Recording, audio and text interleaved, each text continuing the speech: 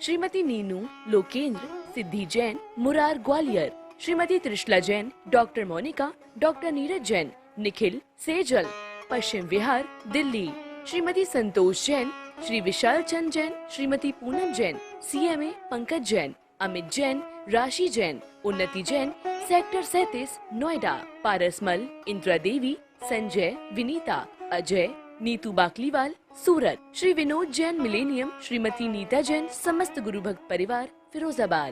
स्नेही सत श्रद्धालु यहाँ पर उपस्थित आप सभी भव्यवर पुंडरीक पुण्यात्मा महानुभाव, आचार्य भगवान योगेंद्र देव द्वारा विरचित ज्ञानांकुश ग्रंथ की वाचना में देख रहे थे आचार्य महोदय ने किस प्रकार ध्यान की प्रेरणा दी है। आचार्य महोदय किस प्रकार भावनाओं का सार संक्षेप में बता रहे। एक करोतु कर्माणि, एक व्यक्ति कर्म करता उसके फल को एक ही भोगता है। आगे बताया चिंता के संबंध में, यावत् निवर्तते चिंता तावत् पारणं गच्छति, विद्यते ही परम तत्व मनोपवित कायवत। जो भव्य जीव निश्चेष्ट पाषाण की मूर्ति की तरह से बैठ करके मन का अनुरोध करके तत्व चिंतन में अपने चित्त को एकाग्र करता है, वही संसार सागर से पार होने में समर्थ होता है। जब तक चित्त में चिंता विद्यमान रहती है तब तक संसार का पार दिखाई नहीं देता। संसार तब तक अपार दिखाई देता है, निस्सीम दिखाई देता है। आज आचार्य महोदय बता रही हैं इस श्लोक नंबर 40 में, अरिषड्वर्गमाश्रित्य भूपोपी न च भूपति, अरिषड्वर्ग माश्रित्य योगो योगो न योगिनाम। आप सब जानते हैं शत्रु से रहित जीवन निराकुल और निर्वाद होता है। निराकुलता ही हमारा लक्षण है। शुद्ध आत्मा निराकुल होती है। आप पढ़ते हैं, आत्म को हित है सुख सो सुख, आकुलता भी न कही, आकुलता शिव माइन ताते, शिव मगला गयो चाहिए। निराकुलता मोक्ष में है। आत्मा जब समस्त कर्मों से रहित हो जाता है, मुक्त हो जाता है, तभी आत्मा निराबाध अक्षय अनंत सुख आदि गुणों को भोगने में समर्थ होता है। जब तक शत्रु कोई शेष रहता है तब तक जीवन निराकुल निराबाद नहीं होता। शत्रु हमारे गुण स्वभाव शील का विरोधी है, जो हमारी स्वतंत्र प्रवृत्ति में बाधा डालने वाला है वो शत्रु है। चाहे शत्रु छोटा हो या बड़ा हो, जो शत्रु की उपेक्षा करते हैं वे आज नहीं तो कल शत्रु के द्वारा उपेक्षित व धराशायी कर दिए जाएंगे। शत्रु उन्हें उनके गुण धर्म स्वभाव से च्युत कर देगा। इसलिए शत्रुविहीन जीवन बनाना है। बाहर के शत्रुओं को जीतने के लिए लाठी, चाबुक, दंड, तलवार, वाण, परशु आदि या दिव्य बाण आदि का प्रयोग किया जाता है, किंतु अंतरंग के शत्रुओं को जीतने वाली बात कोई विरला पुरुष ही करता है। बाहर के शत्रु हमारा इतना अहित नहीं करते, इतना अहित अंतरंग के शत्रु करते। किसी राजा के राज्य को बाहर के शत्रुओं से बचाया जा सकता है। बाहर का शत्रु आक्रमण करने के लिए आए तब तक राजा तैयार होकर के क्षेत्र में पहुंच जाए, किंतु जो शत्रु मित्र का रूप लेकर के अपने देश में ही पल रही हों, अपने ही राजा को छल रही हों, जो काली नाग की तरह से पलते हुए शत्रु हैं, अंतरंग में छिपे हुए आस्तीन के सांप, उनसे कैसे बचा जा सकता है। इसलिए आचार्य महोदय यहाँ कह रहे हैं, वह राजा राजा नहीं है जो शत्रुओं का आश्रय लेता है। शत्रु के साथ में मिला हुआ मित्र भी शत्रु ही कहलाता है।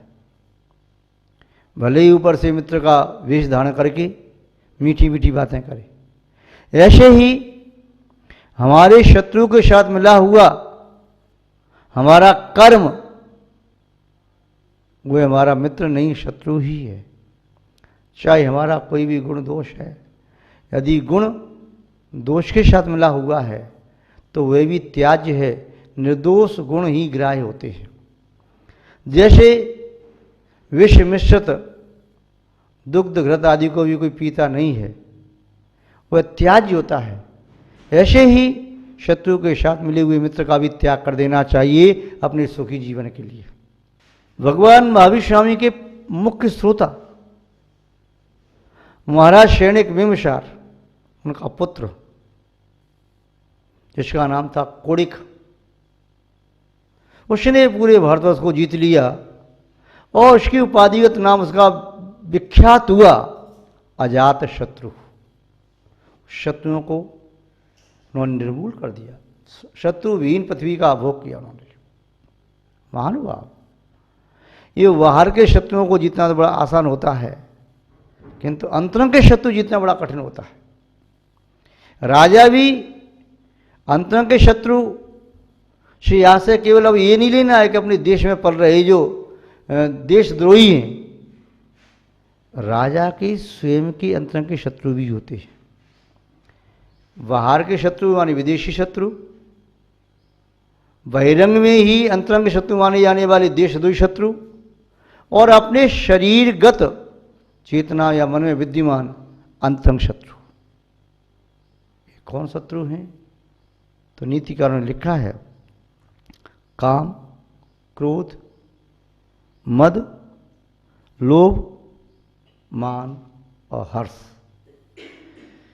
इन 6 शत्रुओं के जाल में फंसा हुआ राजा राजा नहीं है, वह गुलाम है, परतंत्र है, पराधीन है। और जो राजा इन 6 के बस में नहीं होता है वह राजा निर्भीक होता है, निष्कंटक निर्बाध अपने राज का संचालन करता है। यदि राजा सिंहासन पर आसीन होने के बावजूद अपनी चित्त को काम वासना से नहीं रोक सकता तो वह राजा आज नहीं तो कल पराधीन हो जाएगा, उस राजा का राज छिन जाएगा। वह राजा वंदन को, कारागार को, मृत्युत्व को प्राप्त हो सकता है। कामाशक्त महाराज सत्येंद्र विजया रानी में आसक्त थे। वह काष्ठांगार मंत्री ने समस्त मंत्री शंत्री सेनापति आदि को अपने पक्ष में मिला करके उन पर आक्रमण कर दिया, जिसमें महाराज सत्येंद्र मारे गए। विजया रानी ने जीवनधर को शमशान भूमि में जन्म दिया। मयूर यंत्र के द्वारा उन्हें उड़ा दिया था महारानी विजया को। किंतु महाराज काल के गाल में समा गए, मौत के मुख में चले गए। क्यों? काम में आसक्त होने पर उनके ऊपर काम ने अपना जादू कर दिया था, काम ने उसको अपने बस में कर लिया था। तो राजा का शत्रु काम है। काम से आशय यह भी है कि राजा अपनी कामनाओं को भी अपने नियंत्रण में रखे। जो कामनाएं दमित नहीं की जा सकती, जिन्हें पूर्ण नहीं किया जा सकता, ऐसी कामनाएं मनुष्य का काम तमाम कर देती हैं। उन कामनाओं के कारण मनुष्य दर दर का भिखारी बन जाता है, दास बन जाता है।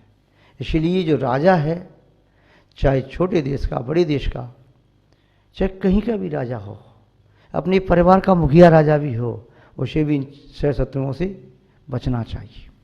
काम, क्रोध। राजा यदि कुपित हो गया, क्रोध में आकर के कुछ भी अनर्थ कर सकता है, क्रोध में आकर के कोई भी दंड दे सकता है। क्रोध के आवेश में जो राजा आ जाते हैं उनका क्षमा गुण नष्ट हो जाता है, और क्षमा गुण से विहीन राजा राजा नहीं होता। राजा की शोभा क्षमा से है, राजा की शोभा संयम से है। तो ये क्रोध भी राजा का शत्रु है। आगे बताया मद। मद का अर्थ है अहंकार। राजा ने कोई उपलब्धि की, उसके पास रूप है, धन है, पद है, प्रतिष्ठा है, यौवन है, सब कुछ है।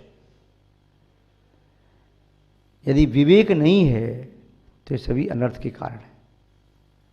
तो राजा अहंकारी न हो। यदि मद में चूर रहेगा तो मद में आकर के राजा किसी का भी तिरस्कार अपमान कर सकता है, और तिरस्कृत हुआ छोटा सा व्यक्ति, छोटा सा सैनिक भी राजा के विनाश में निमित्त बन सकता है। यदि कुपित हुई चींटी अपने समूह को एक साथ लेकर के आए तो हाथी तक के प्राण ले सकती है। यदि भुजंग चींटियों के बिल पर आकर के उन्हें मारना चाहे, और कहीं चींटियां मार्ग में कंटक बिछा करके सर्प वहाँ से निकली शीघ्रता से, कहीं छेद हो गया और शरीर में से रक्त आ गया और चींटी यदि लग जाएं तो काले भुजंग के भी प्राण ले सकती है। इसलिए राजा को अहंकार युक्त नहीं होना चाहिए। अहंकारी राजा सम्मान करना नहीं जानता, अपमान करता है। जो उसकी चापलूसी करता है उसको अच्छा कहता है, जो सत्य कहता है वह राजा को बुरा लगता है। तो राजा का ये शत्रु है मद। आगे का लोभ। यदि राजा लोभ की प्रवृत्ति करता है तो लोभी राजा सत्य से वीन हो जाता है। लोभ में अंधा हुआ राजा न्याय अन्याय को नहीं समझता। लोभ में आकर के वे किसी भी अनैतिक बात को स्वीकार कर सकता है, अन्याय को स्वीकार कर सकता है। लोभ में आकर के मुझे धन चाहिए, ये मुझे राज चाहिए, कुछ भी चाहिए, वह अन्याय अनीति अत्याचार का सहारा ले लेगा। इसलिए राजा को लोभी नहीं होना चाहिए। लोभ पाप का बाप होता है। लोभ का अर्थ होता है जो लोक में भटकाए हुए लोभ। लोभ का अर्थ होता है जो गर्त कभी भरता नहीं है, लोक के समान जिसका गड्ढा कभी भरा नहीं जा सके, वह लोभ होता है। तो राजा का भी शत्रु है। आगे कहा मान। मान सम्मान के लिए जीने वाला राजा वह अपमान का पात्र हो जाता है। मान सम्मान का इच्छुक नहीं होना चाहिए। अच्छे कार्य करेगा तो मान सम्मान अपने आप मिलेगा, और जो मान सम्मान की इच्छा से ही आगे बढ़ता है, मान सम्मान ही उसके लिए सब कुछ है, तो ऐसा राजा संभव ये है कि मान सम्मान प्राप्ति के लिए वह किसी का अपमान भी कर सकता है, वह अन्याय अनीति अत्याचार पर भी हस्ताक्षर कर सकता है, उसे भी सही सिद्ध कर सकता है। किंतु राजा का ये भी शत्रु है। आगे बताया हर्ष। राजा का जीवन संयमित होना चाहिए, नदी की तरह से। जैसे नदी दो तटों के बीच में संयमित रहती है तब गंतव्य तक पहुंच पाती है, तभी वह सृजक होती है, वह वृद्धि समृद्धि करने वाली होती है। ऐसे राजा भी दीनता के भाव से और हर्ष के भाव से रहित हो। राजा होकर के दीनता का भाव न लाए, चाहे कभी भी याचक बन जाए, ऐसा दीनवृत्ति राजा की नहीं हो सकती। या हर्ष में आकर के, आनंद में आकर के कुछ भी लुटाता चला जाए, ऐसा भी राजा नहीं हो सकता। हर्षातिरेक में बुद्धि काम नहीं करती, विवेक नष्ट हो जाता है। इसलिए राजा को हर्ष भाव पर भी नियंत्रण करना ही चाहिए, महान भाव। आगे बताया अरि षट धर्म महासत्य योगो योगो योगिनाम। योगियों के लिए तब तक योग की साधना नहीं की जा सकती, योगियों के द्वारा तब तक योग की साधना नहीं की जा सकती जब तक वे 6 शत्रुओं को नहीं जीत लें। योगी के लिए भी 6 शत्रु हैं, वे भी यही हैं। योगी काम इंद्री भोग इंद्री इन पर नियंत्रण करे। यदि योगी कामनाओं का शिकार बन गया, वह कामनाओं के जाल में फंस गया, यदि कामनाओं की कीचड़ में फंस गया, कामनाओं के दलदल में वो सन गया तो योगी कभी अपने चित्त को निर्मल कर नहीं सकेगा। इसीलिए योगी को काम रूपी शत्रु को पराजित करना ही चाहिए। काम रूपी शत्रु को पराजित किए बिना योगी योग के क्षेत्र में प्रवेश ही नहीं कर सकता। आगे योगी के लिए कहा क्रोध। क्रोध तो ऐसी अग्नि है जो योगी का या भोगी का सबका सर्वस्व सुहा कर देती है। क्रोध एक ऐसा वैश्वानल है जो सब कुछ निश्चेष करके ही शांत होता है। इसलिए योगी के लिए कहा क्षमा मूर्ति बनी। जिस योगी के पास क्षमा है उसे साधना करने की क्या आवश्यकता, और जिस साधु के पास क्रोध है उसे साधना करने की आवश्यकता क्यों? क्रोध है तो कितनी भी साधना करे, क्रोध के आवेश में आकर के सब स्वा कर देगा, सब गुणों को नष्ट कर देगा। और क्षमा है तो साधना करने की आवश्यकता, जिसके पास क्षमा रूपी गुण है, जिसके पास ऐसी क्षमा है कि इंद्र का प्रकोप भी उसे क्षमा से विचलित न कर सके, कोई देव का अपसर्ग भी उसे विचलित न कर सके, ऐसा योगी तो स्वयं साधक बन गया। क्षमा मूर्ति स्वयं साधक होता है। महानुभाव, आगे आचार्यों ने कहा है कि वे योगी मद से भी रहित हो, अहंकार से, तपस्या का मद, ज्ञान का मद, पूजा प्रतिष्ठा का मद इत्यादि मद योगी में नहीं होना चाहिए। योगी तो बड़ा सरल सहज होता है, विनम्र होता है, जल की तरह से। आप पढ़ते पूजन में, मुनि मन सम उज्ज्वल नीर। नीर कैसा? मुनियों के मन की तरह से उज्ज्वल निर्मल, ऐसा तरल और सरल, ऐसा मन योगी को होना चाहिए। लोभ, योगी को किस बात का लोभ? सब कुछ परित्याग करके योगी बन गए, अब तो कोई योग की उसे लोभ की बात ही नहीं। निर्वांशित में शिव पद निहार, योगी की ऐसी साधना होती है। और योगी पुनः मात्सर्य भाव और मोह भाव से भी रहित होता है। योगी से ईर्षा नहीं करता, सबकी साधना की वृद्धि की कामना करता, भावना पाता है। और योगी के मन में किसी भी पर वस्तु के प्रति मोह नहीं होता, वह तत्ववेत्ता होता है, तत्वज्ञानी होता है। इसलिए योगी कभी ये नहीं कहता कि ये मेरी आत्मा के स्वरूप है, आत्मा को ही आत्मा मानता है। अनात्मा को आत्मा मान लेना ही मोह है, पर को अपना मान लेना ही मोह है। तो योगी मोह से रहित होकर के निर्मोही बन करके अपने लक्ष्य को प्राप्त करता है। महानुभाव, यहाँ पर इस प्रकार से आचार्य महोदय ने जो व्याख्या की श्लोक नंबर 40 में कि राजा को भी इन 6 शत्रुओं से रहित होना चाहिए और योगी को भी 6 शत्रुओं से रहित होना चाहिए, तभी वे अपने कार्य में सफलता हासिल कर सकते हैं। आज बस इतना ही पर्याप्त है। जय बोले श्री शांतनाथ भगवान की, परम पूज्य आचार्य गुरुदेव श्री विद्यानंद महाराज की, अहिंसामय विश्व धर्म की। श्रीमती नीनू लोकेंद्र, सिद्धि Jain, Murar Gwalior, Shrimati Trishala Jain, doctor Monika, doctor Neeraj Jain, Nikhil Sejal, Paschim Vihar Delhi, Shrimati Santosh Jain, Shri Vishal Chand Jain, Shrimati Poonam Jain, CMA Pankaj Jain, Amit Jain, राशि जैन, उन्नति जैन, सेक्टर 37 नोएडा, पारसमल, इंदिरा देवी, संजय, विनीता, अजय, नीतू बाकलीवाल, सूरत, श्री विनोद जैन मिलेनियम, श्रीमती नीता जैन, समस्त गुरु भक्त परिवार फिरोजाबाद।